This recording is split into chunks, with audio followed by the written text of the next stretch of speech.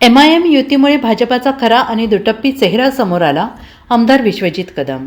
MIM युतीमुळे भाजपाचा खरा आणि दुटप्पी चेहरा समोर आल्याची टीका काँग्रेस आमदार विश्वजित कदम यांनी भाजपावर केली आहे. तसेच मुख्यमंत्र्यांच्या अकोला येथील भाजपाचे आमदार नेते ऐकत नाहीत का, असा सवाल देखील विश्वजित कदम यांनी यावेळेस उपस्थित केला आहे.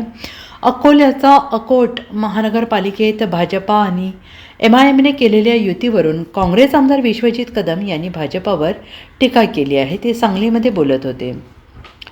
महानगरपालिका निवडणुकीच्या निमित्ताने महायुतीतील तीनही घटक पक्ष एकमेकांना संपवायला निघाले आहेत, अशी टीका आमदार विश्वजित कदम यांनी केली आहे. आज सत्ताधारी तीनही पक्षात सुडाचं वातावरण दिसत आहे आणि एक सत्ताधारी पक्ष दुसऱ्या घटक पक्षाच्या कार्यकर्त्यांवर सुडाचे राजकारण करते. त्यामुळे महाराष्ट्रातील वातावरण किती गढूळ झालेलं आहे हे जनतेला दिसून येत आहे, असं देखील कदम यांनी स्पष्ट केलेलं आहे.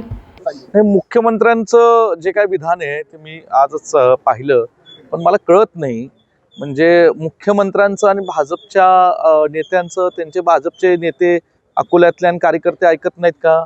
म्हणजे भाजपची ही दुटप्पी जी भूमिका आहे, एकीकडे म्हणायचं की अमुक जातीचा अमुक धर्माचा महापूर आम्ही होऊन देणार नाही, आणि दुसरीकडे त्यांचेच भाजप पक्षाचे कार्यकर्ते नेते आज अमुक एका पक्षाच्या जे विशिष्ट जाती धर्मातल्या लोकांचं नेतृत्व करतात, त्यांच्याबरोबर मांडीला मांडी लावून त्या शहरातली महानगरपालिकेची निवडणूक लढतात.